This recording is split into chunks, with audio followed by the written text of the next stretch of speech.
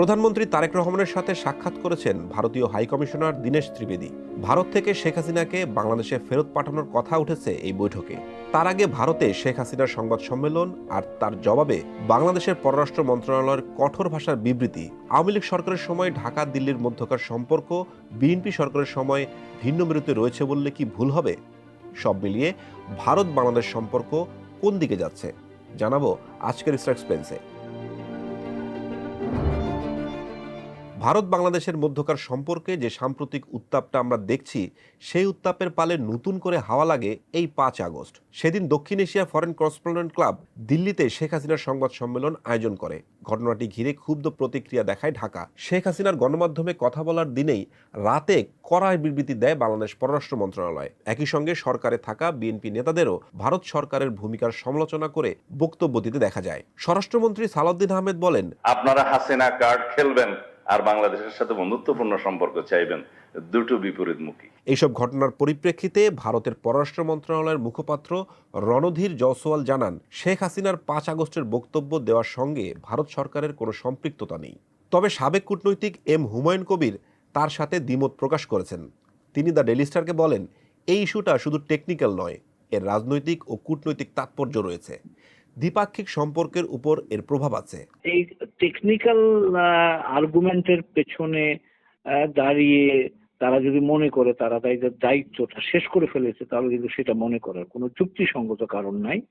কারণ এটার একটা পলিটিক্যাল ইমপ্লিকেশন হচ্ছে, এটার একটা ডিপ্লোম্যাটিক অবভিয়াসলি বাইল্যাটারাল রিলেশনশিপের উপর ইমপ্লিকেশন হচ্ছে। তো কাজেই এখানে ভারত সরকারের কোনো দায় দায়িত্ব নাই, এই কথাটা গ্রহণযোগ্য নয়। এবং তারা যদি না চাইতো সেখানে তার এই বক্তব্য বা এই ধরনের আয়োজন সম্ভব হতো না, এটাও সত্যি কথা।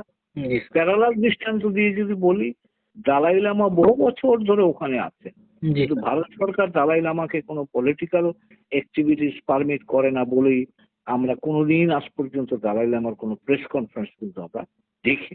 শেখ হাসিনার প্রেস কনফারেন্সের পর বাংলাদেশের বিবৃতিকে সাধারণ প্রতিক্রিয়ার প্রতিফলন বলে মনে করছেন এই কূটনৈতিক। তবে ভারতের প্রতিক্রিয়া দেখে তিনি মনে করেন ভারত বিষয়টিকে ডিএক্সেলেট করতে চাইছে আর বাড়াতে চাইছে না। তারা কিভাবে এটা করবে বা বাংলাদেশের অসন্তুষ্টিকে কিভাবে সামলাবে সেটা এখন স্পষ্ট নয়। 10 আগস্ট প্রধানমন্ত্রী তারেক রহমানের সাথে বৈঠক করেছেন ভারতীয় হাইকমিশনার দীনেশ ত্রিবেদী। বৈঠকের পর পররাষ্ট্রমন্ত্রী খলিলুর রহমান জানান, প্রধানমন্ত্রীর ভারত সফর নিয়ে নীতিগত সিদ্ধান্ত হয়নি।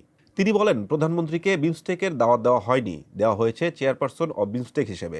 দেওয়া হয়েছে চেয়ারপারসন অফ ব্রিক্স, বিমস্টেক। এই পার্থক্যটা আপনারা বুঝবার চেষ্টা করেন।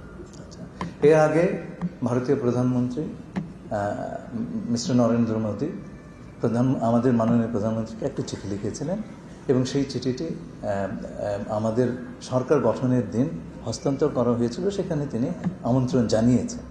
3 তারিখ ঠিক হয়নি, কিন্তু আমন্ত্রণ একটা আছে সেখানে, সেটা আমরা দেখব কখন হয়। অন্যদিকে জাহাঙ্গীরনগর বিশ্ববিদ্যালয়ের আন্তর্জাতিক সম্পর্ক বিভাগের অধ্যাপক doctor Shahab Enam Khan the Daily স্টারকে জানান, গত 15 বছরে বাংলাদেশের সাথে ভারতের সম্পর্কটা অনেক বেশি রাজনীতিকরণ করা হয়ে গেছে। সে কারণে ভারতের ক্ষমতাসীন রাজনৈতিক দলের পররাষ্ট্রনীতি অনেকটাই অভ্যন্তরীণ নীতির সম্প্রসারণ। বাংলাদেশকে ভারত নিজেদের অভ্যন্তরীণ রাজনীতিতে বিভিন্নভাবে ব্যবহার করে থাকে। তাই ভারতীয় জনতা পার্টি বিজেপি নিজেদের অভ্যন্তরীণ রাজনীতিতে বাংলাদেশকে ব্যবহার করা থেকে সহজে সরে আসবে বলে মনে করেন না তিনি। অপরদিকে ভারতের the Hindu diplomatic editor Suhasini Haidar ইউটিউবে এক ভিডিও বিশ্লেষণে বলেন, বাংলাদেশ ভারত সম্পর্ককে এক ধরনের স্বাভাবিক অবস্থায় ফিরিয়ে আনার প্রতিশ্রুতির মধ্যেই শেখ হাসিনার এই সংবাদ সম্মেলন অনুষ্ঠিত হলো। শেখ হাসিনাকে ঘিরে নয়াদিল্লির সামনে কি কি বিকল্প রয়েছে সে বিষয়ে বেশ কিছু সম্ভাবনার কথা তুলে ধরেন সুহাসিনী হায়দার। তার মতে, প্রথম বিকল্প হলো ঢাকার দাবি অনুযায়ী শেখ হাসিনাকে বাংলাদেশে ফেরত পাঠানো। তবে তার বিরুদ্ধে মৃত্যুদণ্ডের রায় থাকায় ভারত তাকে জোর করে বাংলাদেশে পাঠাবে না। কিন্তু আগামী ডিসেম্বরে যদি শেখ হাসিনা নিজে থেকে বাংলাদেশে ফিরে যাওয়ার সিদ্ধান্ত নেন, সেক্ষেত্রে নয়াদিল্লি হয়তো তাকে বাধা দেবে না। দ্বিতীয় বিকল্প হিসেবে তার মতে ভারত শেখ হাসিনা ও বিএনপি সরকারের মধ্যে একটি ব্যাক চ্যানেল বা পরোক্ষ যোগাযোগের ব্যবস্থা তৈরি করতে পারে। তবে অতীতে শেখ হাসিনার সঙ্গে তারেক রহমানের সম্পর্কের তিক্ততার কারণে এই উদ্যোগ বাস্তবায়ন করা কঠিন হতে পারে। আর তৃতীয় বিকল্প হিসেবে ভারত শেখ হাসিনাকে অন্য কোনো দেশে হস্তান্তরের কথা বিবেচনা করতে পারে। এতে বাংলাদেশ ভারত সম্পর্কের উপর তৈরি হওয়া কিছুটা চাপ কমতে পারে। তবে অতীতে এই ঘটনার উদ্যোগ নেওয়ার চেষ্টা সফল হয়নি বলে উল্লেখ করেন তিনি। দিল্লিতে শেখ হাসিনাকে সংবাদ সম্মেলন করতে দেওয়ায় বাংলাদেশ ভারত সম্পর্কে এর কি প্রভাব পড়তে পারে তা নিয়ে বিভিন্ন বিশ্লেষণে হাজির হয়েছে দেশটির সংবাদ মাধ্যমগুলো। ভারতের অন্যতম প্রভাবশালী দৈনিক দ্য হিন্দু ভারতের পররাষ্ট্র মন্ত্রণালয়কে উদ্ধৃতি করে বলেছে যে শেখ হাসিনা তার সংবাদ সম্মেলনে বাংলাদেশের বর্তমান বিএনপি সরকারের বিরুদ্ধে যেসব অভিযোগ এনেছে তা ভারত সরকার সমর্থন করে না।